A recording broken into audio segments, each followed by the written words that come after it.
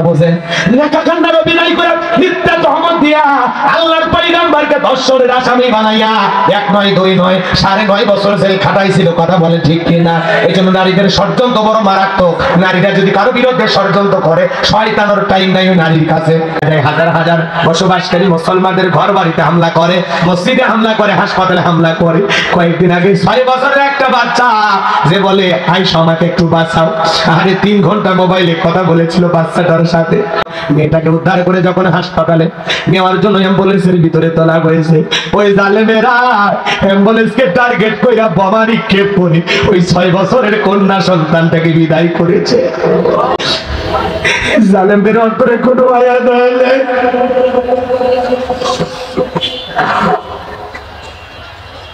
এদের অন্তরে কোনো মায়া দয়া নাই বাজার গো আমার। এদের হাত থেকে ছোট্ট নিষ্পাপ শিশু পর্যন্ত রক্ষা পায় না। আর 77 বছর ধরে ওই জালেমেরা মুসলমানের রক্ত নিয়ে খেলা করতেছে। পশ্চিমা বিশ্বের সমস্ত জালেম নেতারা তাদেরকে সাপোর্ট দেয়, কলিজাটা ফেটে যায়। যারা মুসলমান মারার জন্য সমর্থন দিতে পারে, আর যাই হোক এরা মানুষ হতে পারে না। জায়গায় ওয়াজ করতে গেলে বলে হুজুর ওয়াজ যা করবেন করবেন, খবরদার রাজনীতির কোনো আলোচনা করবেন না। আপনারাই বলেন তো আমার বাড়ি কোন জেলা? গাইবান্ধা। গরিব এলাকায় বাড়ি থেকে আমার জেলার নামটা নিতে আপনাদের কষ্ট হচ্ছে? একটু জোরে বলেন আমার বাড়ি কোথায়? গাইবান্ধায়। আমি আসছি কোন জেলা? সাতক্ষীরায়। বিশ্বাস করেন আমি গাইবান্ধা থেকে সাতক্ষীরায় এসেছি শুধুমাত্র করোনার কথা বলার আশায়, এছাড়া আমার অন্য কোনো উদ্দেশ্য নাই। কথা বলেন ঠিক কিনা? আর গাইবান্ধা থেকে সাতক্ষীরা তালা এসে রাজনীতি করে আমার কোনো লাভ আছে?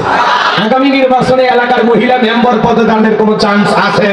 তাহলে আমি কেন এখানে রাজনীতি করবো? যদি করাই লাগে নিজের জেলা গাইবান্ধাই করবো। কথা বলেন ঠিক কিনা?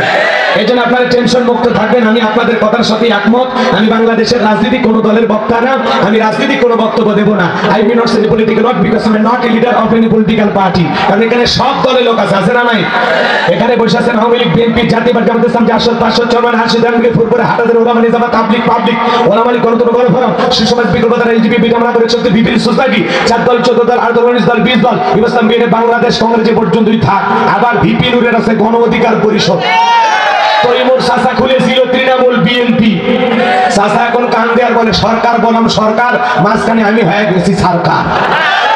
চাচা মনে করেছিল এক চান্সে দেশের প্রধানমন্ত্রী হয়ে যাবে, চাচার হাতে মূল্যে ধরায় দিয়েছে। কথা বলে ঠিক কিনা? ওই চাচারও 2-4 জন ভক্ত এলাকায় থাকতে পারে। কথা বলেন ঠিক কিনা? এত দলীয় লোক যেখানে আমি কি বোকা দলীয় আলোচনা করবো? এই দিক থেকে যদি একটা দলের লোক গুদা মারে, ওই দিক থেকে আরেকটা দলের লোক থানায় টেলিফোন করে, আমি হুজুরের অবস্থা ভালো না খারাপ? অতএব আজকের মাহফিলে বাংলাদেশের রাজনীতি নিয়ে কোন আলোচনা করা হবে? বলেন বাংলাদেশের রাজনীতি নিয়ে কোন আলোচনা করা হবে? তবে হ্যাঁ, আমি যদি কোন রাজনীতি বক্তব্য দেই, এই পৃথিবীর শ্রেষ্ঠ রাজনীতিবিদ, শ্রেষ্ঠ রাষ্ট্রনায়ক, শ্রেষ্ঠ রাষ্ট্রপতি, শ্রেষ্ঠ সেনাপতি, শ্রেষ্ঠ বৈজ্ঞানিক, শ্রেষ্ঠ দার্শনিক, শ্রেষ্ঠ বাবা, শ্রেষ্ঠ নানা, শ্রেষ্ঠ স্বামী, শ্রেষ্ঠ আদর্শ, শ্রেষ্ঠ মহামানব রাহমাতুল লিল আলামিনের মদিনার আদর্শের রাজনীতির কথা বলবো। আমি যদি কোন রাজনৈতিক বক্তব্য দেই, খলিফাতুল মুসলিমিন আমিরুল মুমিনিন হযরত ওমর ফারুকের আদর্শের রাজনীতির কথা বলবো। সেই ওমর ফারুক আল্লাহর জমিনে আল্লাহর আইনকে প্রতিষ্ঠিত করতে গিয়ে নিজের কলিজার টুকরা ছেলেকে পর্যন্ত ছাড় দেয় নাই। কথা বলেন ঠিক কিনা? সেই মদিনাওয়ালার আদর্শের রাজনীতির কথা শোনার পর আপনার যেন আবার চুলকানি আরম্ভ না হয়। কারণ কোরআন হাদিসে হক কথা সবার পেটে হজম হয়। আপনারাই বলেন তো, সুদ করে সামনে যদি সুদের বিষয়ে আলোচনা করা হয়, ও কি সাতক্ষীরা শহর থেকে মিষ্টি এসে বলবে হুজুর হ্যাঁ করেন একটু মিষ্টি খান, নাকি বলবে এই হুজুর এসে সুদের বস কইরা আমার সুদের ব্যবসায় লাল বাতি জ্বালাইছে? কথা বলেন ঠিক কিনা? যারা ঘুষ খায় দুর্নীতি করে হারাম খায় বুড়ি বানাইছে 26 মাসের গর্ভবতী, ওদের সামনে ঘুষের আলোচনা করলে খুশি না বেজার? যারা বেনামাজি নামাজ পড়ে আসার খাইয়া বইরা আল্লাহ সিজদা দেয় না, ওদের সামনে নামাজের ওয়াজ করলে খুশি না বেজার? যে সমস্ত মা বোনেরা বোরকা পরে না, পর্দা করে না, বুকে হরনা পর্যন্ত নেয় না, জিন্সের প্যান্ট গেঞ্জি পরে রাস্তায় দিয়ে হাঁটে যায়, পিছন দিকে তাকালে মনে দুটো সুপারি গাছ দাঁড়িয়ে আছে, এরকম বেহায়া ব্যাপারটা নারীর সঙ্গে পর্দার আলোচনা করলে খুশি না বেজার? এক কথায় ওয়াজ যদি কারো বিপক্ষে চলে যায়, কিয়ামত পর্যন্ত সে বক্তার উপরে খুশি হবে না। কথা বলেন ঠিক কিনা? এই জন্য পরিষ্কার ভাবে একটি কথা বলে দিতে চাই, আজকের আলোচনা সভাপতি স্যারের মতো হবে না, মতো হবে না, শ্রোতাদের মতো হবে না। আল্লাহ কোরআন যা বলবে গোলাম রব্বানি তাই বলবে, এতে কে খুশি কে বেজার ওইটা দেখার টাইম নাই। কথা বলেন ঠিক কিনা? যুগে যুগে নবী রাসূলের দাওয়াতি কাজ করেছেন, তাদের দাওয়াতি কাজেও কাফের বেঈমানরা বাধার প্রাচীর তৈরি করে দিয়েছিলেন। এরপরে আল্লাহর পয়গম্বররা শত বাধার প্রাচীরকে ভেঙে আল্লাহর জমিনে আল্লাহর পথে মানুষকে দাওয়াত দিয়েছেন। কথা বলেন ঠিক কি না? আপনার আমার প্রিয় নবী কালিমার দাওয়াতি দিকে কোরআনের প্রচার করতে গিয়ে মার খেয়েছেন, রক্ত ঝরিয়েছেন, জানদার মোবারক শহীদ হয়ে গেছেন, লোহার টুপি মাথার ভিতরে ঢুকে গেছেন। সাহাবায়ে কেরাম দ্বীনকে প্রতিষ্ঠিত করতে গিয়ে মার খেয়েছেন, রক্ত ঝরিয়েছেন, জীবন দিয়েছেন। ও বাংলার মুসলমান, 1971 সালে এদেশের মাটির জন্য, এদেশের স্বাধীনতার জন্য আপনার আমার পূর্বপুরুষেরা যদি রক্ত দিতে পারেন, জীবন দিতে পারেন, প্রয়োজন যদি হয় আল্লাহর জমিনে আল্লাহর দ্বীনকে প্রতিষ্ঠিত করতে গিয়ে, কোরআনের সমাজ কায়েম করতে গিয়ে নবীদের মতো সাহাবায়ে কেরামদের মতো বুকের তাজা রক্ত দিতে হয় কোরআনের জন্য, দ্বীনের জন্য, কোরআনের সমাজ কায়েম করার জন্য। কারা কারা বুকের তাজা রক্ত দিতে রাজি? দুই হাত তুলে আল্লাহকে দেখা।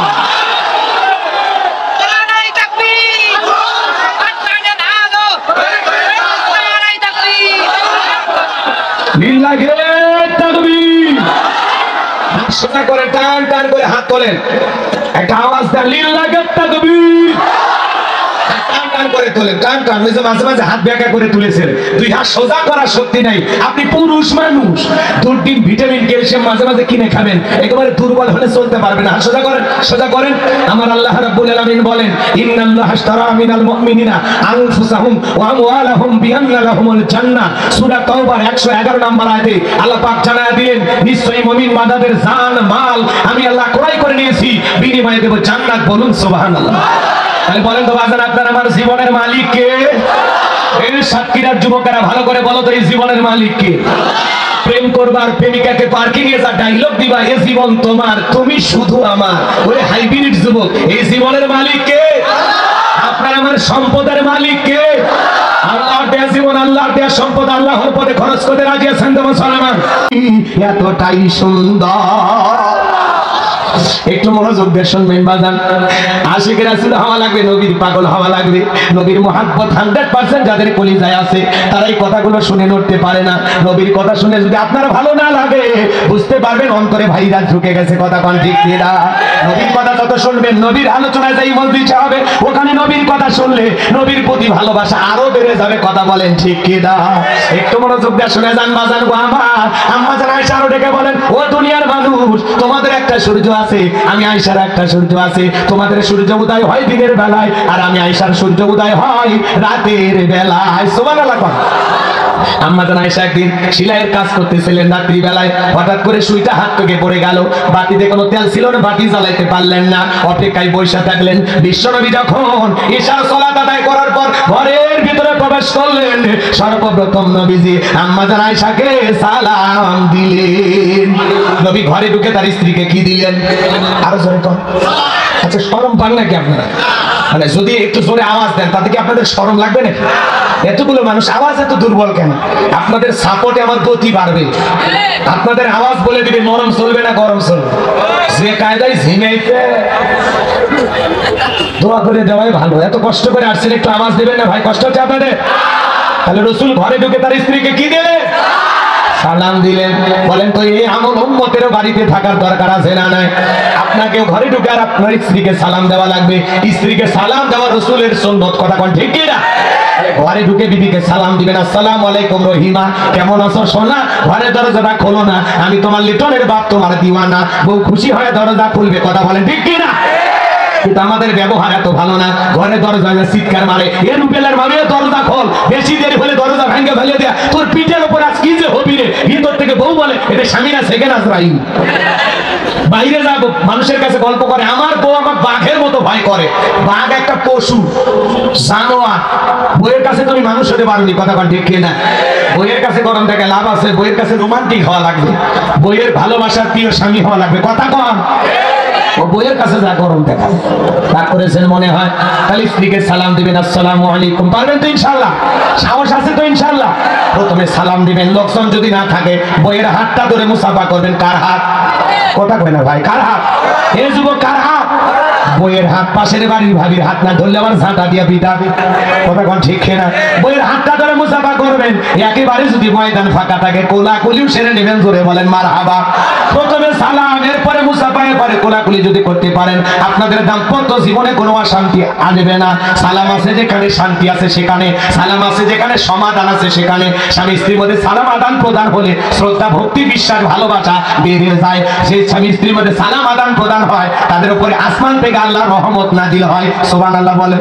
আজকে দাম্পত্য জীবনে সুখ নাই, শান্তি নাই, রাসূলের সুন্নাত আমল হয় না। আপনি দাম্পত্য জীবনে যদি 4টা সুন্নাত আমল করতে পারেন, এই 4টা সুন্নাত যদি প্রত্যেকটা মুসলমানের ঘরে ঘরে থাকে, বিশ্বাস করেন তালাক হবে না, বিচ্ছেদ হবে না, দাম্পত্য জীবনে কোনোদিন অশান্তি আসবে না, কোনো হুজুরের পানি পড়া দোয়া তাবিজ কিছু লাগবে না। 4টা সুন্নাত আমল করলে মৃত্যু পর্যন্ত স্বামী স্ত্রী সম্পর্ক টিকে থাকবে।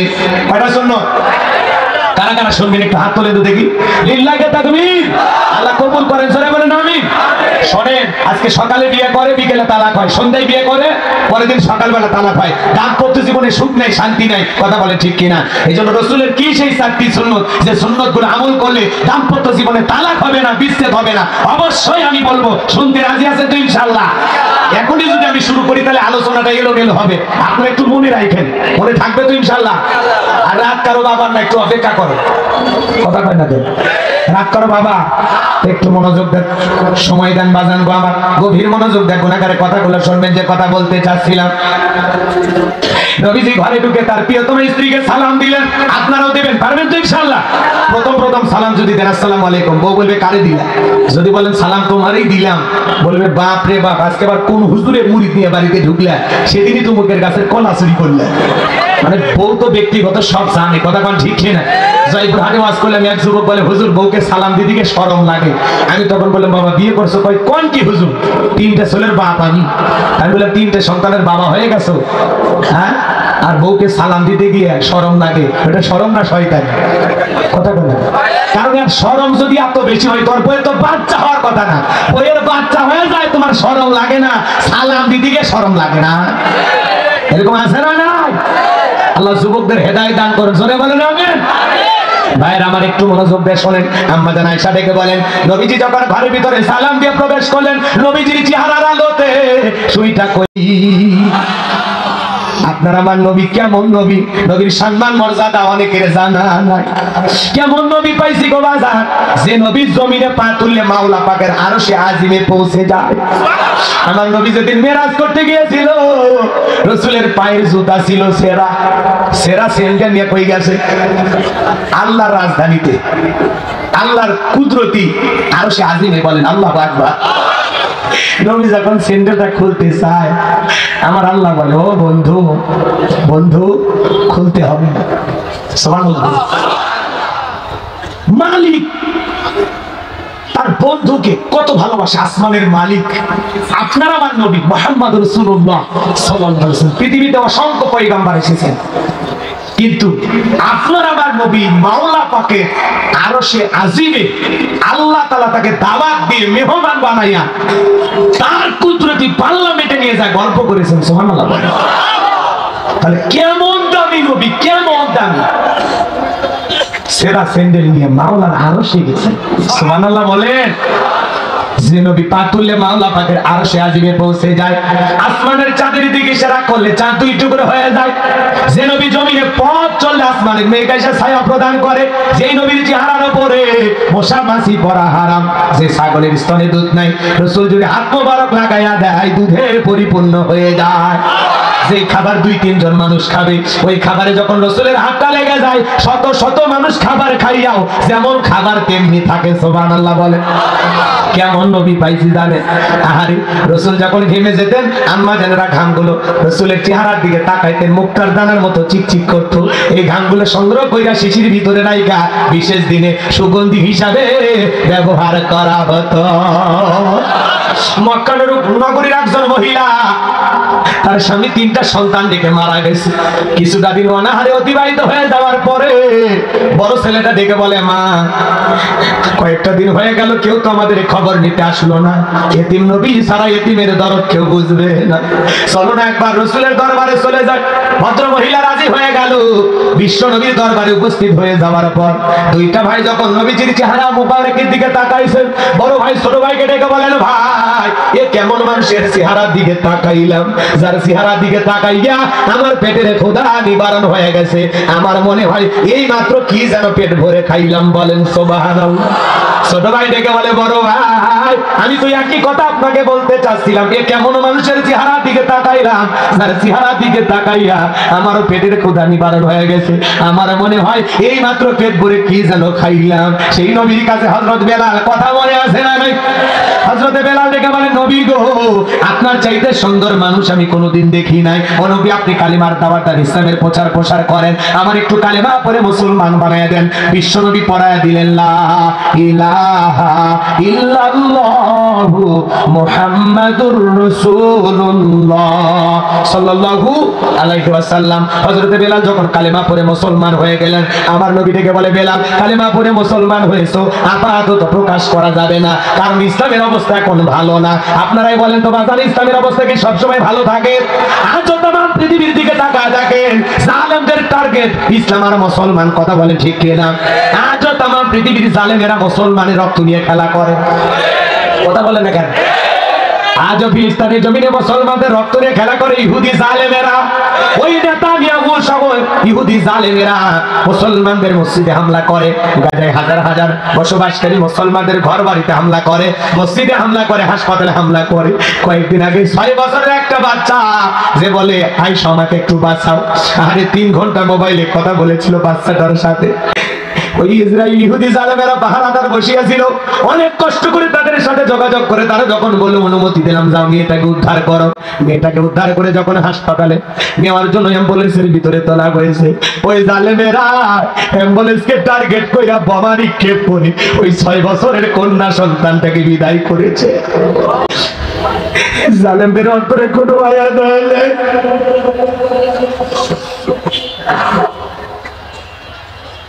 এদের অন্তরে কোনো মায়া দয়া নাই বাজার গো আমার। এদের হাত থেকে ছোট্ট নিষ্পাপ শিশু পর্যন্ত রক্ষা পায় না। আর 77 বছর ধরে ওই জালেমেরা মুসলমানের রক্ত নিয়ে খেলা করতেছে। পশ্চিমা বিশ্বের সমস্ত জালেম নেতারা তাদেরকে সাপোর্ট দেয়, ভারতের দাদা সহ সবাই মিলে সাপোর্ট দেয় ইসরায়েলি ইহুদি জালেমদেরকে, কথা বলে ঠিক কি না? আমাদের দুঃখের কলিজাটা ফেটে যায় যারা মুসলমান মারার জন্য সমর্থন দিতে পারে, আর যাই হোক এরা মানুষ হতে পারে না। ইহুদি জাতি হলো পৃথিবীর সবচেয়ে নিকৃষ্ট জাতি, কথা বলে ঠিক না? ওরা যখন মুসলমান মারে তখন বলে আমরা সন্ত্রাস নির্মূল করতেছি, আর মুসলমান যখন ওই জালেমদের আক্রমণের পাল্টা জবাব দেয় তখন বলে মুসলমানেরা জঙ্গি গোষ্ঠী। মুসলমান মারলে তখন মুসলমানের নাম হয় জঙ্গি, আর তোমরা মারলে বলো সন্ত্রাস বিদায় করতেছি, কথা কয় না কেন? হামাস, মুসলমান, হুতি, হিজবুল্লাহ সহ তাম পৃথিবীর বড় বড় যারা ইসলামিক সংগঠনগুলো আছে এরা দায়িত্ব নিয়েছে যে ফিলিস্তিনি জমিনটাকে তারা ইনশাআল্লাহ এই জালেমদের হাত থেকে রক্ষা করবে, দখল মুক্ত করবে, কথা বলে ঠিক কিনা? আমেরিকার একজন বিশিষ্ট রাজনীতিবিদ গবেষক তিনি কয়েকদিন আগে একটি বার্তা দিয়েছেন যে হামাস মুসলমান যে অগ্রগতি দেখতেছি অচিরেই ফিলিস্তিনি জমিন আবারও মুসলমানদের দখলে আসবে ইনশাআল্লাহ। আল্লাহ কবুল করেন, জোরে বলেন আমিন।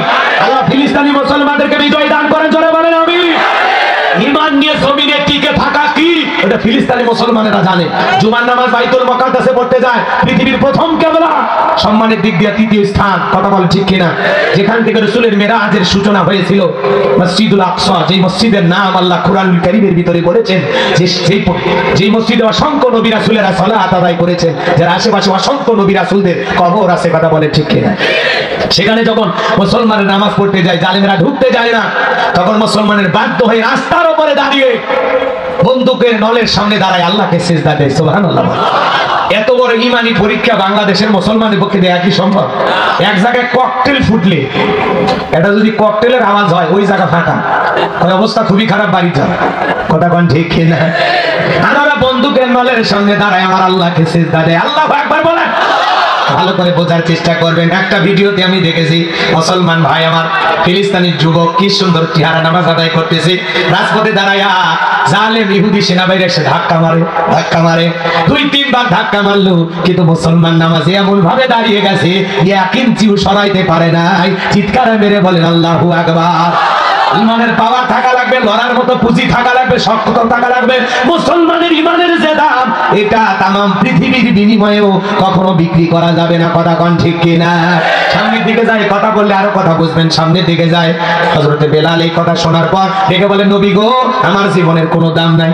আজকে ইসলাম মান থেকে দেখেন কত মানুষ ঘর ছাড়া বাড়ি ছাড়া, বিবির কাছে ঘুমাইতে থাকে না, ঘুমাইতে পারে না। একটু ইসলামী আন্দোলনকে সমর্থন করার কারণে, দাড়ি টুপি রাখার কারণে ঘর ছাড়া বাড়ি ছাড়া এরকম আল্লাহওয়ালা আছে না নাই? ইমানের পরীক্ষা দিতেছে বাজান। সামনের দিকে যায়, হযরত বেলাল ডেকে বলে, নবী গো, আমার জীবনের কোনো দাম নাই। আমার গরিব উমাইয়াকে একদিন বলেছিলাম উর্দুম বা ছাগল পেশাব পায়খানা করে দেয়, ওই ঘরে থাকতে আমার বড় কষ্ট হয়। উমাইয়া ডেকে বলে, বেলাল রে, উর্দুম বা ছাগলের দাম আমার কাছে আছে, কিন্তু তোর মতো কালো হাফসি বেলালের দাম আমার কাছে নাই। জোরে কন্যা বুঝবিল্লাহ। হযরত বেলাল ডেকে বলে, নবী গো, আমার জীবনের কোনো দাম নাই, আপনি শুধু আমাকে দোয়া করেন, মৃত্যু পর্যন্ত জানো কালেমার পথে টিকে থাকতে পারি। বলেন আল্লাহু আকবার।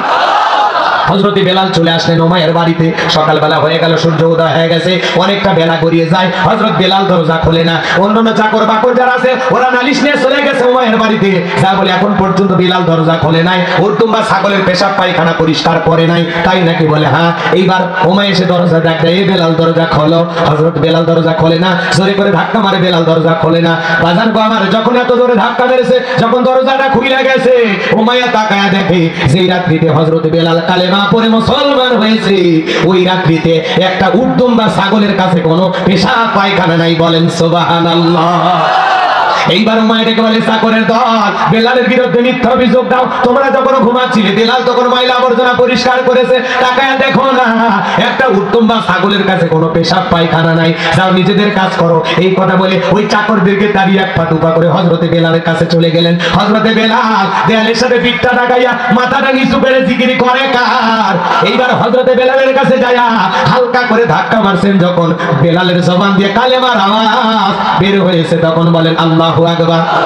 উমাইয়া ডেকে বলে, বেলাল রে, তোর জবান দিয়ে কি শুনলাম, তুমি কি কালেমা পড়ে মুসলমান হয়েছো? হযরত বেলাল ডেকে বলে, মুসলমান হয় যারা মিথ্যা কথা বলতে পারে না তারা, ওয়াকুলু কাওলান সাদীদা। আল্লাহু আকবার। মুসলমানেরা সবসময় সত্যবাদী হবে, মুসলমান কোনোদিন মিথ্যাবাদী হতে পারে না। মিথ্যাবাদী আছে না নাই? সকালবেলা মিথ্যা কথা বলে নাস্তা করে, দুপুরে লাঞ্চ করে মিথ্যা বইলা, রাতে ডিনার করে মিথ্যা বইলা, ভরা পেটে মিথ্যা, খালি পেটে মিথ্যা, এত মিথ্যা ওনার বলতে পারে। ওদের মিথ্যা বলা দেখে শয়তান পর্যন্ত হাসে আর বলে আমিও এত খারাপ না। এরকম মিথ্যাবাদী আছে না নাই? মিথ্যা বলতে বলতে চেহারা বেঁকা হয়ে গেছে, এক ঠ্যাং কবরে ঢুকে গেছে, এরপরেও মিথ্যা বলা ছাড়ে না।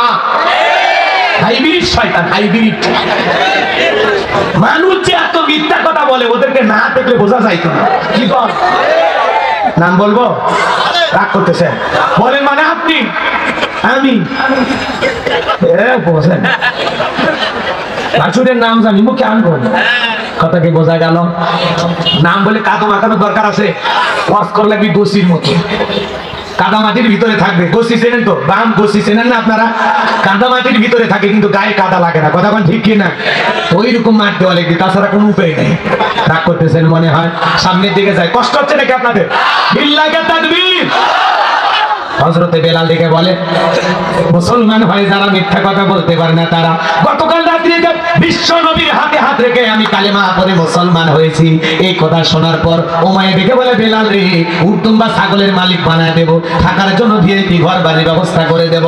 হযরতে বেলাল ডেকে বলে, উমাইয়া রে, দুনিয়ার লোভ লালসা দেখায় কোনো লাভ নাই। দুনিয়ার পার্থিব সম্পদের বিনিময়ে বেলাল তার ঈমান বিক্রি করবে না।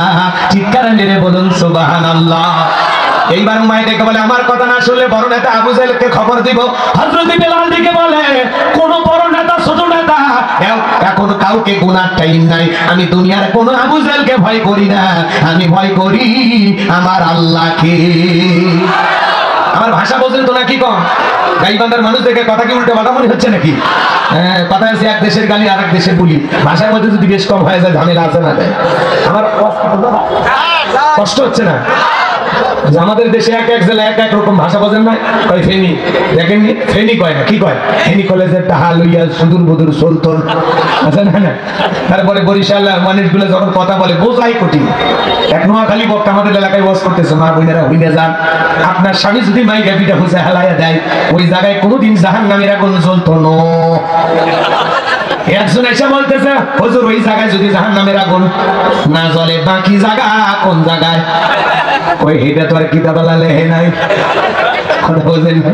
বরিশাল এক ভাবি আর এক ভাবির সাথে কথা বলে, ভাবি মোর হেঁটে যে বিদেশ গেছে কতদিন হয়ে গেল, মোর লাগে একখান সিটিও লাগে না, হেল লাগে মরানটা মোর হাঁটতে যায় আসে না। সিলেটে একবার গেছিলাম, আমারে ওয়াজ করার পরে বলতেছে হুজুর পক খাবেন পক। আমি চিন্তা করি এলাকার মানুষ লন্ডন আমেরিকা বেশি প্রবাসী, খুশি এবং রান্না করে যদি খাইতেন আমার তো 12টা বাজবে। তখন আমি ইচ্ছা করে বললাম যে ভাই আমি এগুলো কিছু খাবো না। অন্য মেহমান যারা আছে ওরা বলে যা আছে সব নিয়ে আসেন। তো দেখলাম বাটিতে করে ভাই কি সুগন্ধি যুক্ত পায়েস রান্না করে নিয়ে আসছে, সব ওদেরকে দিলাম। আমি এতিমের মতো তাকায় থাকলাম, আমার আর দিন আগেই বলেছি খাবো না, এখন সব ওদেরকে দিয়ে দেয়।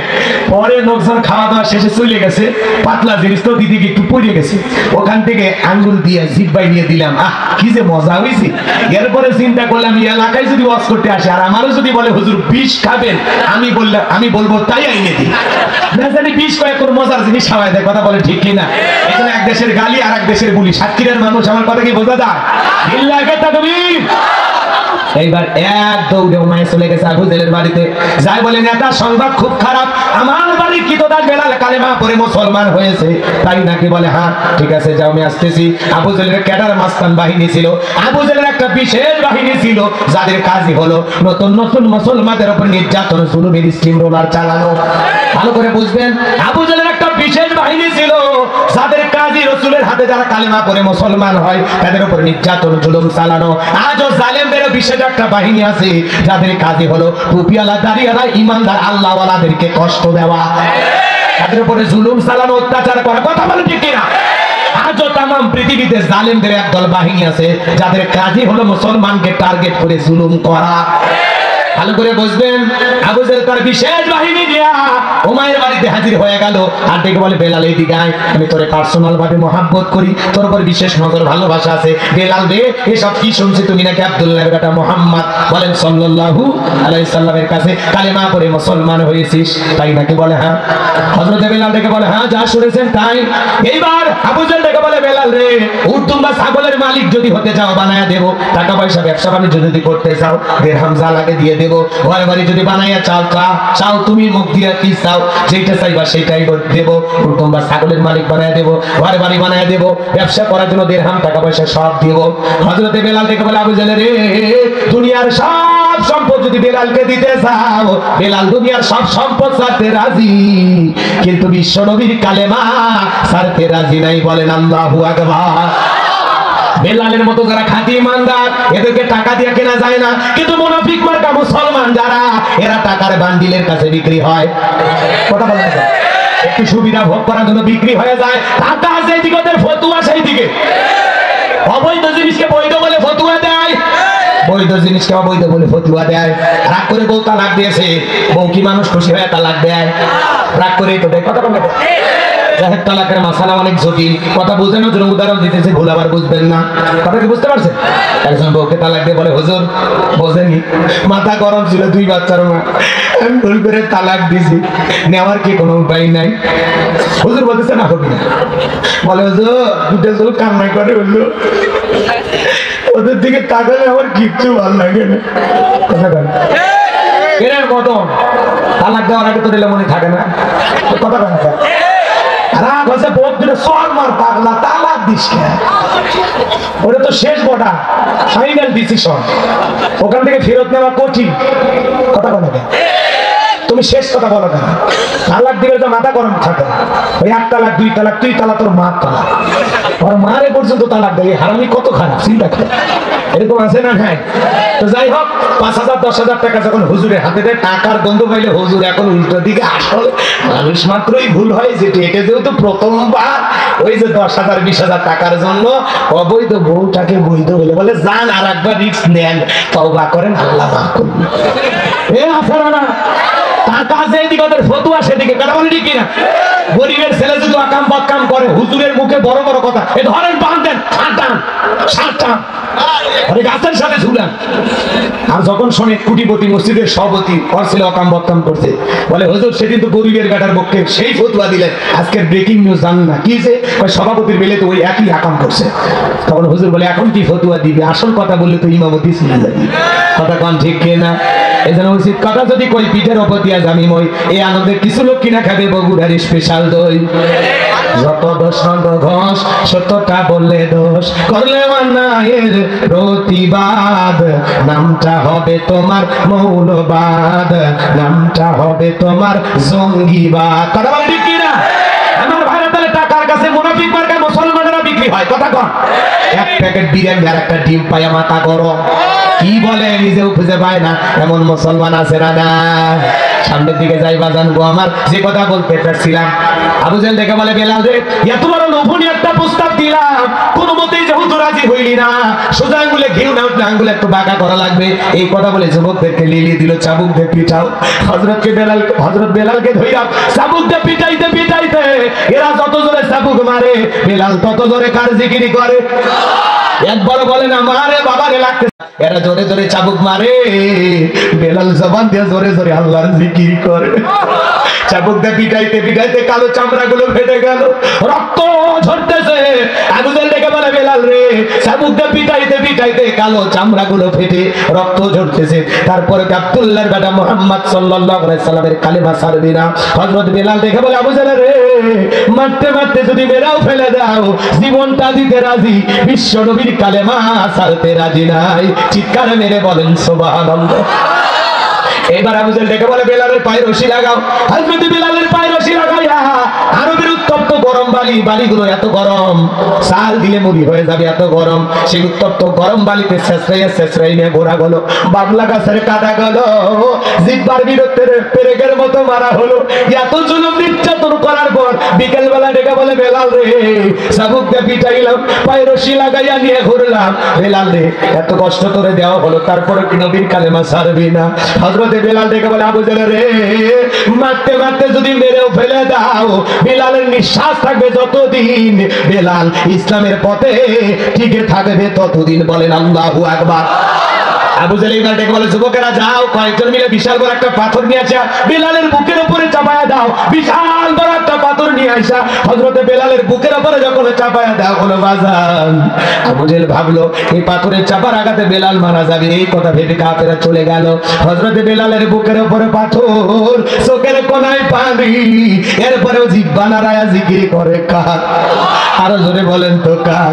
আপনাকে জিকির করার জন্য তো কেউ পিটায় না, নামাজ পড়ার জন্য কেউ তো পিটায় না, এরপরে আমরা কপাল পরা মুসলমান আল্লাহর জিকির করি না। জিকির করার জন্য আলাদা সময় লাগে না, রিকশা চালাতে চালাতে জিকির করা যায়, ভ্যান চালাতে চালাতে জিকির করা যায়, দোকানদারি করতে করতে জিকির করা যায়, জমিতে কাজ করতে করতে জিকির করা যায়, পথ চলতে চলতে জিকির করা যায়, যেখানে যে অবস্থায় থাকি সর্বদাই জিকির হবে কার? হাদিস শরীফের ভিতরে আছে যার জিহ্বাটা আল্লাহর জিকিরে ভিজা থাকে ওই জিহ্বাওয়ালা মানুষ কোনোদিন জাহান্নামের আগুনে জ্বলবে না। চিৎকার মেরে বলুন সুবহানাল্লাহ। আযকুরুনি আযকুরুকুম ওয়াশকুরুলি ওয়ালা তাকফুরুন। বান্দারে তোমরা আমি আল্লাহকে স্মরণ করো, আমি আল্লাহ তোমাদেরকে স্মরণ করব। তাহলে সব সময় জবান দিয়ে জিকির হবে কার? আরো জোরে বলেন কার? এত নির্যাতন জুলুম করা হয় তারপর আল্লাহর জিকির ছাড়ে, জিকির করার জন্য পিটানো হচ্ছে, আর আপনাকে জিকির করার জন্য ওয়াজ করা লাগে। এটা দুঃখ না? আপনি মুসলমান, সবসময় জিকির হবে কার? আপনি বলেন কার? ভালো করে বোঝার চেষ্টা করবেন বাজান গো আমার।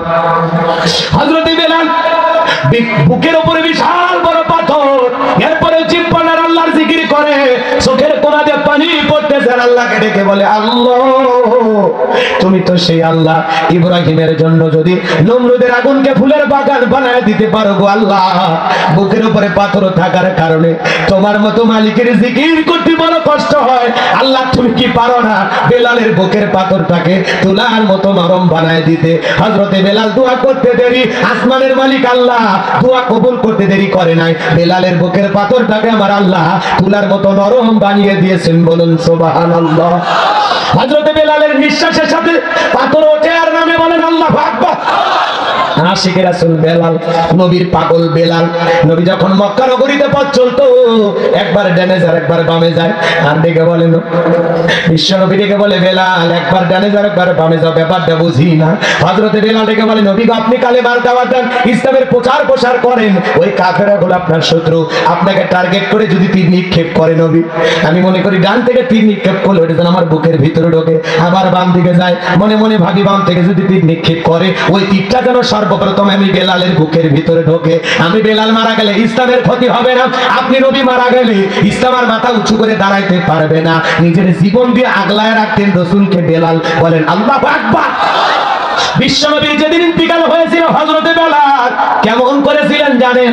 ছোট্ট বাচ্চার মতো ফুফিয়ে ফুফিয়ে কান্না করে, অজরে চোখের পানি ফেলায় আর কান্দে, আর দেখে বলে, আমি আর জীবনে কোনোদিন আযান দেব না, আমি আযান দেওয়ার পরে বিশ্বনবী ইমামতির মুসল্লায় দাঁড়াবে না, আমি বেলাল আর কোনোদিন আযান দেব না। সাহাবায়ে কেরাম দেখে বলে, বেলাল এমন ভাবে কথা বলো না, তুমি সবর করো, ধৈর্য ধারণ করো, একটু শান্ত হও। হযরত বেলাল কারো কথা শোনে না, বলে আমি মদিনাতে থাকবো না, নবীও নাই, আমি মদিনাতে থাকবো না, মদিনার অলিতে গলিতে রাসূলের সাথে হাজারো স্মৃতি, আমি পাগল পারা হয়ে যাব। বিশ্বনবী সোমবারের দিন ইন্তিকাল করলেন, তামাম পৃথিবী উম্মতকে কাঁদিয়ে মদিনার সবুজ গম্বুজের নিচে আজ আপনার আমার নবী শায়িত। আমার ভাইরা, বিশ্বনবীকে যখন বুধবারের দিনে দাফন করা হয়ে গেল, হযরত বেলাল মদিনা ছেড়ে চলে গেলেন। 6টা মাস অতিবাহিত হয়ে যায়, বেলাল মদিনায় আসে না। নবীজি ঘুমের ঘরে স্বপ্নে ডেকে বলে, বেলাল কত মানুষ দূর দূরান্ত থেকে আইসা আমি নবীর কবরের পাশে দাঁড়ায় সালাম দেয়, বেলাল রে আয় আয় আয় মদিনায় আইসা আমি নবীকে একবার সালাম দিয়া যা।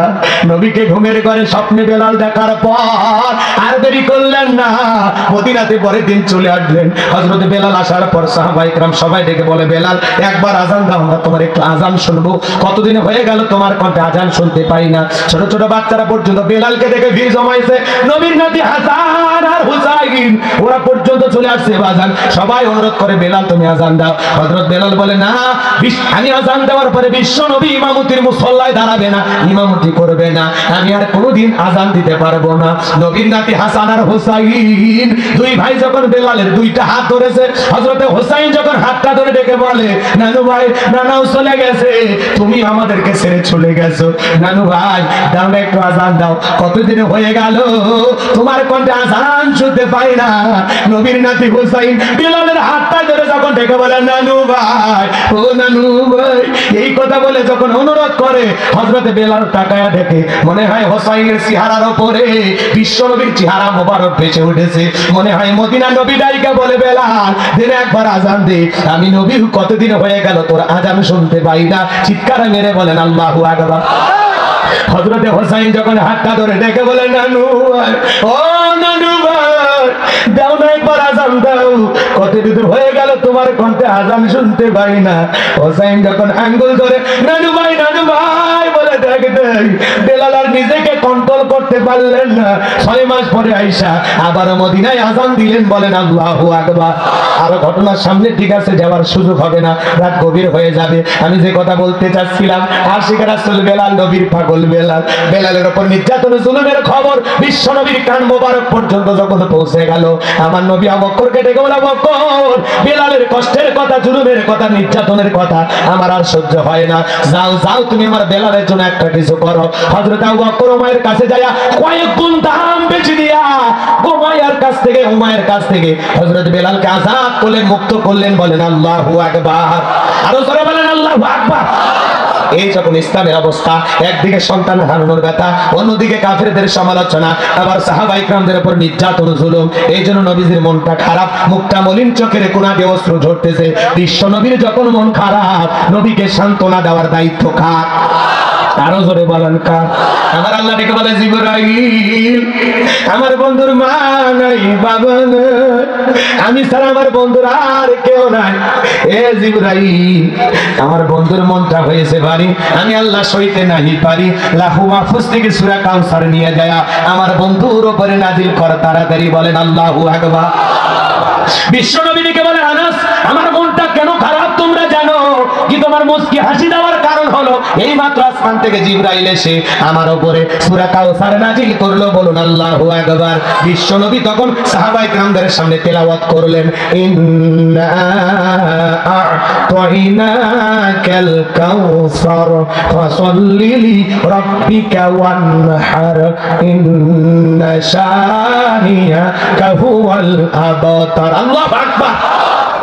অনেকে দুই একজন ওটা বসা করতেছেন, আসলে তাকাইলে দৃশ্যটা দেখতে খারাপ লাগে, এই আর কিছু না। আপনারা ওয়াদা দিয়েছেন 12:30 পর্যন্ত ধৈর্য নিয়ে থাকবেন ভাই, এখনো কিন্তু সময় আছে, লাফাই একটু মেহরবানি করে 40টা মিনিট আছে, একটু সময় দেন। কষ্ট হচ্ছে আপনাদের? বিরক্ত হচ্ছেন এখানে না? কোনো পেশা বলছি তো 1.5 ঘন্টা কষ্ট করতে হবে। আপনার কোনো ডায়াবেটিস হবে না, আপনার ওই গোপন কোনো সমস্যাও থাকবে না, দোয়া করবেন। আপনি ওই ভয় করেন না যে একদিন পেশাব না করলে ডায়াবেটিস হবে, বাঁচবেন না, কত ভয় নাই। কোরআনের মহব্বতে একটু শ্রম দেন, কষ্ট করেন, একটু কষ্ট করেন। আর যদি বলেন না হুজুর এটাই জরুরি, তাহলে 5 মিনিট বিরতি দেওয়া হোক, তারপরে দেখি তো কয়জন আসে। কষ্ট হচ্ছে আপনাদের? পরিবেশটা নষ্ট, মানে তাকাইলে মাথা গরম হয়। যুবক মানুষ মনে হয় ভাইকে ধরে নিয়ে এসে আমার কাছে, একটু মেহেরবানি করে থাকেন, কষ্ট দিয়ে না। এদিকে খেয়াল করেন, বিশ্বনবী তখন সাহাবায়ে কেরামদের সামনে সূরাটি তিলাওয়াত করলেন। বলেন আল্লাহু আকবার। কোরআন শুনলে ভালো লাগে না খারাপ লাগে? ছোটবেলায় বাবার হাত ধরে মসজিদে গিয়েছিলেন, ইমাম সাহেবের কণ্ঠে সূরা ফাতিহা শুনেছিলেন। আজকে আপনার বয়স 50-60 বছর হয়ে গেছে, আপনি দীর্ঘ সময় ধরে সালাত আদায় করেন। যারা 5 ওয়াক্ত সালাত আদায় করে কমপক্ষে 40 বার দিনের মধ্যে সূরা ফাতিহা পাঠ করতে হয়। কেউ কি বিরক্ত হয়ে বলেছে সূরা ফাতিহা পড়তে আর ভালো লাগে না?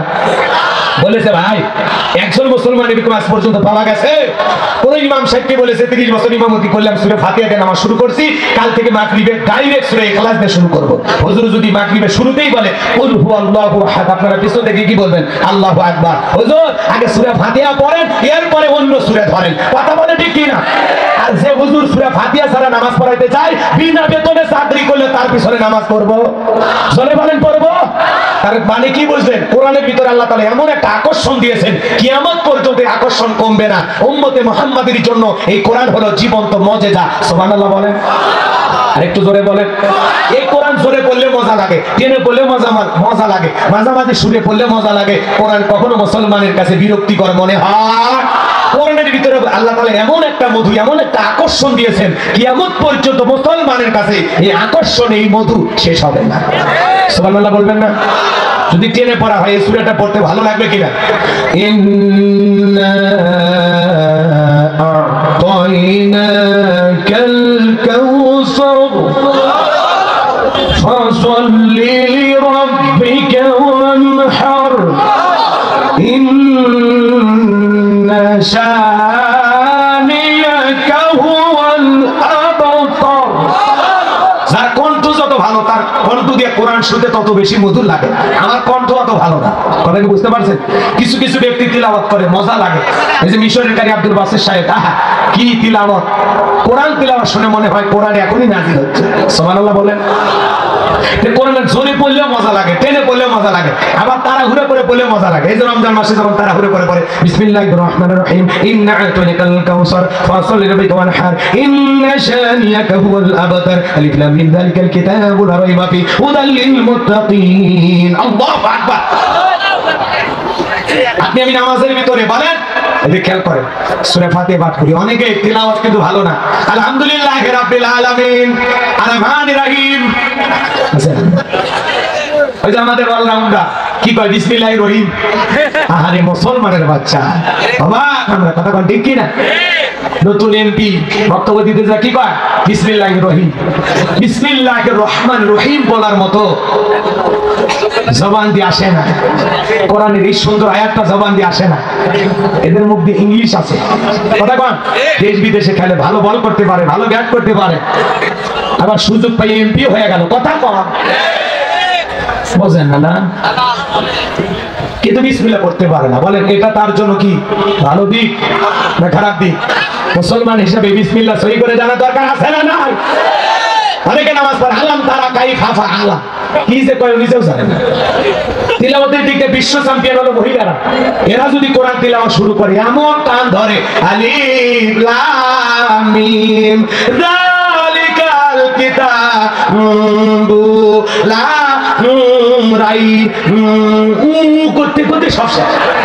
আছে না নাই?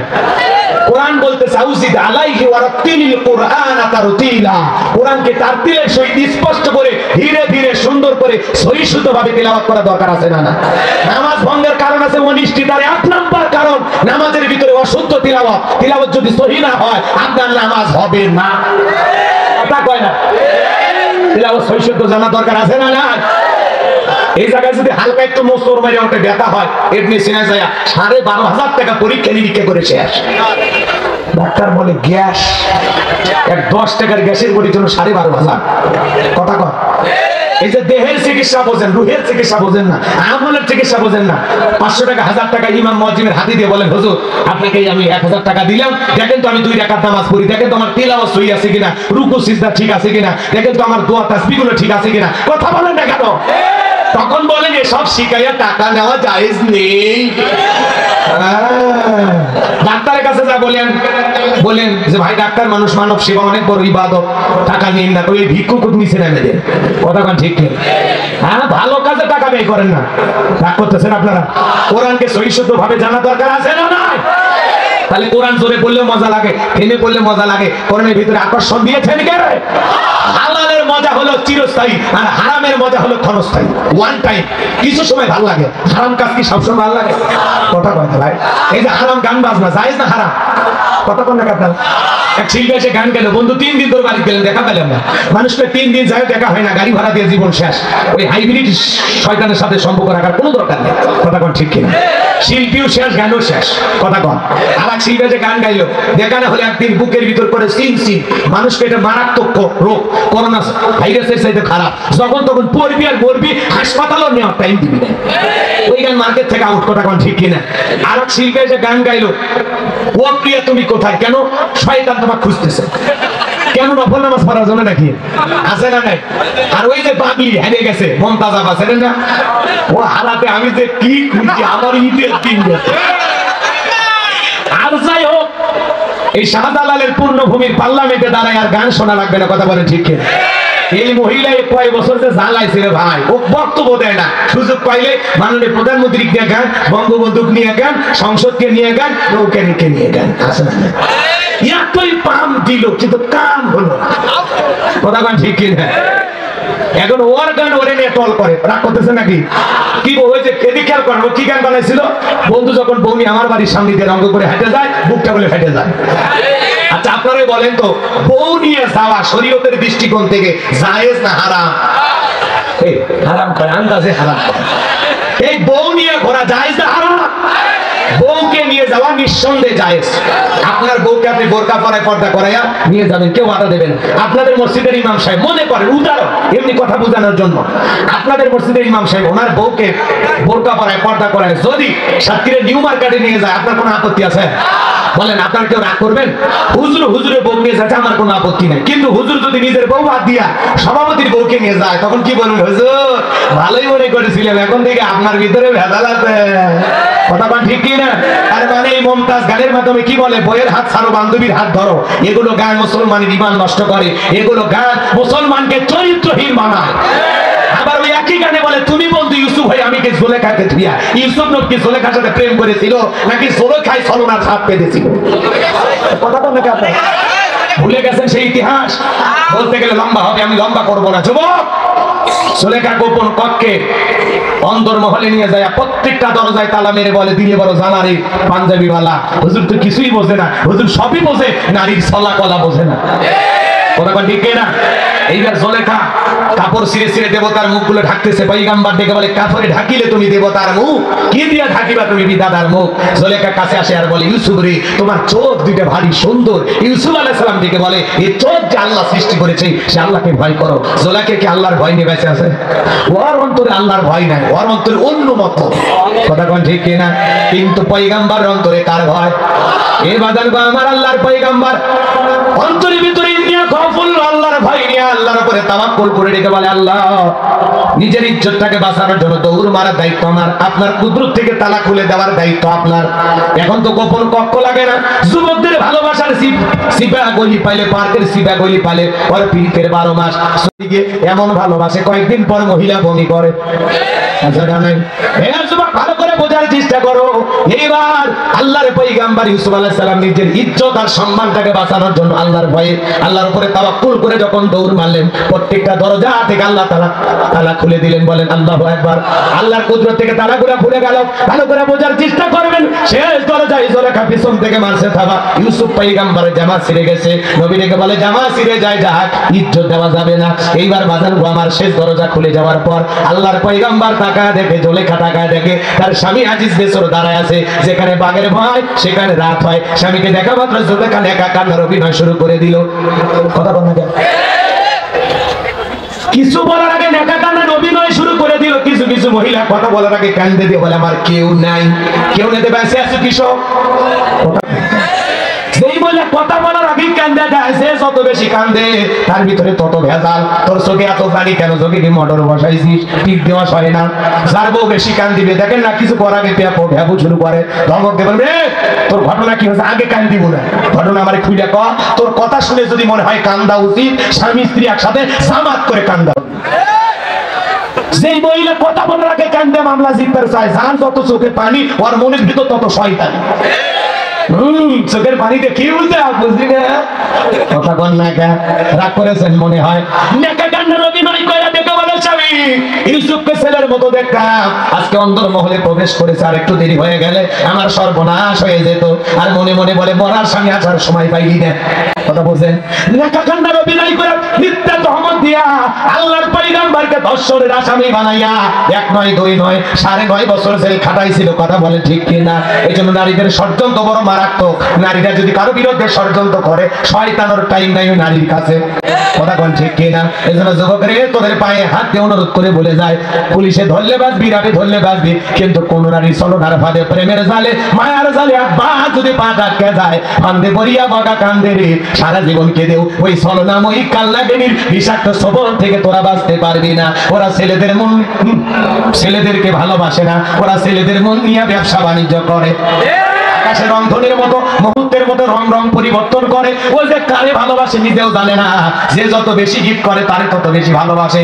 2 দিন গিফট দিতে পারবা তোমারে ভালোবাসবে, দিতে পারবা না তোমারে ফকির বানায়া আর একটাকে ধরবে। এই জন্য বিয়ের আগে কোনো অবৈধ প্রেম ভালোবাসা করা যাবে না। আজকে যুবক তোমাদেরকে নিয়ে বেশি কথা বলবো না, কষ্ট হয় নাকি আপনাদের? বিরক্ত হয়েছেন আমার কথা? তাহলে প্রেম প্রীতি ভালোবাসা বিয়ের আগে করা যাবে? এ যুবক প্রেম প্রীতি ভালোবাসা বিয়ের আগে করা যাবে? আল্লাহ যুবকদের হেদায়েত দান করুন। জোরে বলেন আমিন। তুমি যার লাগিয়া এমবি ভরো তার তো বাটন ফোন। বলবো চলবে? একটা তাকবীর দাও, লিল্লাহে তাকবীর। তুমি যার লাগিয়া এমবি ভরো তার তো বাটন ফোন। কেমন করে বুঝবে রে সে, কেমন করে বুঝবে রে সে ডিজিটাল তোর মন। তুমি যার লাগিয়া এমবি ভরো তার তো বাটন ফোন। মেসেজ দিলে সেন্ড করে না, যাই না তো রিপ্লাই। ভিডিও কলে বলবা কথা, ক্যামেরা তার নাই রে, ক্যামেরা তার নাই। ডিজিটাল এই যুগ জামানায়, ডিজিটাল এই যুগ জামানায় আনালক তার মন। তুমি যার লাগিয়া এমবি ভরো তার তো বাটন ফোন। প্রেম প্রীতি ভালোবাসা বিয়ের আগে নয়, মনের মধ্যে রাখো তুমি পরকালের ভয় রে, আল্লাহ তাআলার ভয়। গানের মধ্যে শিক্ষা আছে না নাই? প্রেম প্রীতি ভালোবাসা বিয়ের আগে নয়, মনের মধ্যে রাখো তুমি পরকালের ভয় রে, আল্লাহ তাআলার ভয়। তবে তুমি মুক্তি পাবা, তবে তুমি মুক্তি পাবা দোজখের আগুন। তুমি যার লাগিয়া এমবি ভরো তার তো বাটন ফোন। কেমন করে বুঝবে রে সে, কেমন করে বুঝবে রে সে ডিজিটাল তোর মন। তুমি যার লাগিয়া এমবি ভরো তার তো বাটন ফোন। কথা বলে ঠিক কিনা? যুবক বিয়ের আগে অবৈধ প্রেম ভালোবাসা করা যাবে? আজকে পিচ্ছি যুবক 20 বছর বয়স হয়নি, বাপের কাছে এসে বলে আব্বা উত্তর পারে লাঠিকে আমি কথা দিয়েছি, রাজে দেখলে 1 চাপুল না হলে 2 চাপুল। আছে না? পিতা মাতা রাজি হয় না, তখন বাধ্য হয়ে পালিয়ে বিয়ে করে, এরকম সাহসী প্রেমিক আছে না? এদেশের যুবকদের প্রেমের পাওয়ার এত বেশি, মালয়েশিয়ার তরুণী প্রেমের তারে বাংলাদেশে, দক্ষিণ আফ্রিকার মেয়ে বাংলাদেশে, মিশরের মেয়ে বাংলাদেশে, সৌদি আরবের মেয়ে বাংলাদেশে, ভারতের মেয়ে বাংলাদেশে, মালদ্বীপের মেয়ে বাংলাদেশে। এমন কোন দেশ নাই সে দেশের মেয়ের সাথে এই দেশের যুবকেরা টাঙ্কি মারতেছে। মানে বাংলাদেশের যুবকদের প্রেমের পাওয়ার এত বেশি, বিদেশি মেয়ে বাংলাদেশে প্রেমের টানে আসতে বাধ্য। পৃথিবীর কোন দেশে যদি প্রেমের প্রতিযোগিতা হইতো, বাংলাদেশ হইতো বিশ্ব চ্যাম্পিয়ন। এদেশের যুবকের আর যাই পারুক আর না পারুক প্রেম করতে পারে। একটা ছেলেকে সেদিন জিজ্ঞেস করেন, এই তোর কি খবর, কয়টা প্রেম করিস? হুজুর 150টা। 150টা প্রেম করে। বিয়ে কয়জনকে করবো? একটা গোনা, এগুলো টাইম পাস করতেছি, ক্ষণিকের আবেগ। আমি কারে বিয়ে করবো? অরিজিনাল জিনিস করতেছে মগা। তুই 2 নাম্বার, তোর ভাগ্যে 2 নাম্বারই জুটি। কথা কান ঠিক কিনা? কথা কি বুঝতে পারছেন? রাগ করতেছেন মনে হয়? ওই যে বাসর ঘরে স্বামী স্ত্রী গল্প করতেছে, বউটা দেখতে খুবই সুন্দর, তো বলতেছে দিদি আহা আল্লাহ একটা বউ দিয়েছে, আমি যে এত খারাপ, আরে আমার ভাগ্যে এত সুন্দর বউ, এত সুন্দর বউ। বউ তখন বুঝেছে কি? না বলবো না। না বলো। বাসর ঘর যেহেতু সত্য কথাই বলি, এর আগে আমি 6 জনের সাথে আর কি, এই তুমি আমার জীবনের 7 নাম্বার নারী। তখন বলতেছে স্বামী তুমি আমার জীবনের 7 নাম্বার পুরুষ। কথা কয় না? এই জন্য যুবক তুমিও যেমন তোমার ভাগ্যে জুটবেও তেমন। কথা কন ঠিক না? তাহলে পিতা মাতার পছন্দ করে এদিকে করেন, পিতা মাতার পছন্দ মোতাবেক মুরব্বীদের পরামর্শে বিয়ে করবা, যেখানে বরকত আছে। কথা কন। আজকে দেখো 60 বছরের মোশতাক সাহেবকে 19 বছরের তরুণী বিয়ে করলো, বিয়ে নিয়ে কোনো সমালোচনা নাই, কিন্তু তার বাবা বলতেছে আমার মেয়েকে ফাঁসাইয়া বিয়ে করা হচ্ছে। বাবা বলতেছে এই বিয়ে আমি মানি না। কথা কোন ঠিক কিনা? আজকের বাচ্চা কাচ্চা পিতা মাতার অভিভাবকের অনুমতি ছাড়া বিয়ে করে। কথা কোন ঠিক কিনা? রাগ করেছেন নাকি আপনারা? বিরক্ত হচ্ছে? বাবা মেয়ের বিরুদ্ধে কথা বলতেছে, মেয়ে বাবার বিরুদ্ধে কথা বলতেছে, কি কি নির্লজ্জ বেহায়াতা চলতেছে। কথা কোন ঠিক কিনা? এই মোশতাক সাহেব আবার বলতেছে আমার শ্বশুর আমার তিশাকে ভালোবাসার কারণে আমার বুকে লাথি মেরেছে, তারপরে আমি শ্বশুরকে আব্বু বলে ডাকি। ওর বয়সে 60 বছর, ও যদি 40 বছরে আর একজনকে আব্বু করে ডাকে, মেজাজ গরম হবি না ভাই? আপনারা এইগুলো সমাজের হালচাল। বিয়ে করেছেন ভালো কথা, এত তল কেন, এত হাসি তামাশা কেন? হাসি তামাশা একটাই কারণ, তোমরা মিডিয়াতে এত বক বক করো কেন? মোশতাক সাহেব বিয়ে করেছো, বউকে বোরকা করে নিয়ে ঘোরো, বিয়ে পর্দায় তোমরা ঘুরতেছো। কথা কর। সমাজে এরকম আছে না? ওই পাগলাবার গান শুনে আব্বাজান আব্বাজান আমাদেরকে মাফ করে দেন, আব্বাজান আব্বাজান আমাদের বিয়ে মাইনে নেন। কি পুরেল ফ্যাস গো। কথা কই না কেন? ছিলেন না আপনারা? ছিলেন না? হাইরে সমাজে অসভ্যতা চলতেছে, বেহাপানা চলতেছে। কথা কোন ঠিক কিনা? কোন কোন যুবক পিতা মাতার পছন্দের মেয়েকে বিবাহ করবা? মুরব্বীদের জোয়া আছে, যেখানে বরকত আছে। বাপের দোয়া নিয়ে বিয়ে করবা না, দাম্পত্য জীবনে সুখ পাইবা না, প্রেম করে ভালোবেসে কেউ সুখে থাকে না। কথা বলে ঠিক কিনা? এই জন্য পিতা মাতার পছন্দের মেয়েকে বিবাহ করবা। কোন কোন যুবক হাত তুলে দেখাও। এই সমস্ত যুবক এখনো বিয়ে করেনি, ওয়াদা দাও পিতা মাতার পছন্দের মেয়েকে বিবাহ করবা, মা বাবার পরামর্শ এবং অনুমতি নিয়ে বিয়ে করবা। আল্লাহ যুবকদের হেদায়েত দান করে। জোরে বলেন আমিন। আরো জোরে বলেন আমিন। আর কথা বাড়াবো না বাজান গো আমার। যে কথা বলতে চাচ্ছিলাম, হারামের মজা হলো ওয়ান টাইম, আর হালালের মজা হলো চিরস্থায়ী। কথা বলেন ঠিক কিনা? এদিকে কথা আর বাড়াতে চাই না। সেই মহিলা উল্টা পাল্টা গান গেয়েছিল, সে যে পরাজিত হয়েছে এতে আমরা খুশি না বেজার? তাহলে চিৎকার মেরে বলেন আলহামদুলিল্লাহ। কথা তো বোঝা গেল। ওইদিকে আর আমি যাবো না। এই টুলু আবার ওই যে মমতাজকে নিয়ে আর একটা গান বানাইছে, ওইদিকে আমি যাবো না, আপনাদেরকে বলবো না। ওরা শুধু এতটুকু বলেছে, টুলু যখন ট্রাক লইয়া আমার বাড়ির সামনে দিয়া নির্বাচনে জিতে যায়, মমতাজ আবার বুকটা ফেটে যায়। বুঝতে পারছেন? ওর গান এখন ওরাই নিয়ে টল করতেছে। এই মহিলা খুব বাড়াবাড়ি করেছিল, আলেম বিদ্বেষী, ইসলামের বিরুদ্ধে কথা বলে, আলেমদের বিরুদ্ধে কথা বলে। এ বলে কোরআন নাকি 90 পারা ধরে কন্যা বুঝবিল্লাহ আজে বাজে গান গাইয়া ওই শরীয়তের মাওলানা, নামাজ পড়লা নামাজের মতো বললা না, কোরআন আছে 90 পারা, আজও কেন বুঝলা না? এই ধরনের আপত্তিকর উল্টা পাল্টা গান বানায়া ইসলাম বিদ্বেষী কথা বইলা ঈমান নষ্ট করার মতো গান বানাইছে। এইজন্য সূরা লোকমানের 6 নম্বর আয়াতে লাহওয়াল হাদিস এই শব্দের দ্বারা গান বাজনা, গিটার, তবলা মুসলমানদের জন্য জায়েজ না, হারাম। এইজন্য যুবকরা এই সমস্ত আজে বাজে শিল্পীদের গান বাজনা শোনা যাবে না। মনে থাকবে তো? আল্লাহ যুবকদের কবুল করেন, জোরে বলেন আমিন। তাহলে কোরআনের ভিতরে আল্লাহ যে আকর্ষণ দিয়েছে কিয়ামত পর্যন্ত কমবে না। বিশ্ব নবী তখন সাহাবায়ে কেরামদের সামনে তিলাওয়াত করলেন, আমার আল্লাহ বলেন ইন্না আ'তাইনাকাল কাউসার, বলেন আল্লাহু আকবার। আমার আল্লাহ রেখে বলেন অবশ্যই আমি আল্লাহ পাক আপনাকে হাউজে কাউসার দান করেছি, বলেন আল্লাহু আকবার। ইন্না আ'তাইনাকাল কাউসার, নিশ্চয়ই আমি আল্লাহ পাক আপনাকে হাউজে কাউসার দান করেছি। এই হাউজে কাউসার আল্লাহ রাব্বুল আলামিন বিশ্ব নবীকে গিফট করেছেন, বিশ্ব নবীকে দান করেছেন। দুনিয়ার অন্য কোন পয়গম্বরকে আল্লাহ পাক হাউজে কাউসার দান করে নাই, আপনার আমার নবীকে আল্লাহ পাক হাউজে কাউসার দান করেছেন। এই হাউজে কাউসারের পানি মধুর চাইতে মিষ্টি, দুধের মতো সাদা, পানির চাইতে ক্লিয়ার। ওই কঠিন কিয়ামতের ময়দানে যেদিন সূর্য হাত মাথার উপরে চলে আসবে, মানুষের মগজ টকবক করে গলে কান মুখ দিয়ে বের হয়ে যাবে, যেদিন মানুষের জিহ্বা কুকুরের মধ্যে ঝুলে আসবে নাভি পর্যন্ত, যেদিন জমিন হবে তামার জমিন।